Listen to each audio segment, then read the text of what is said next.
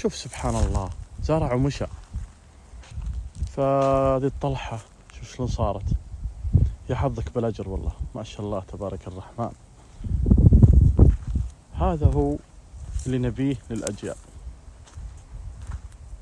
إذا جيل جاء وشافنا نهتم في الأشجار في الزراعة في بيئتنا راح يتأثر، راح بيصير أطيب منا. ترى حنا نتعلم هالحين أو ناخذ من اللي يعلمونا حاليا، لكن الجيل إذا غرزنا فيه هو اللي بيعلم، هو بيطلع وبيصير معلم للأجيال اللي بعده. هذا احنا اللي نبيه. شوف شلون مسوي في الأرض والموقع والجمال.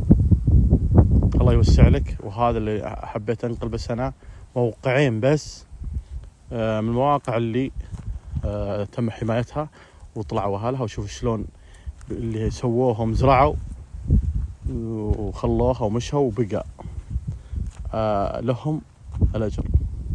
الله يبيض وجيهكم، يكتب أجركم إن شاء الله.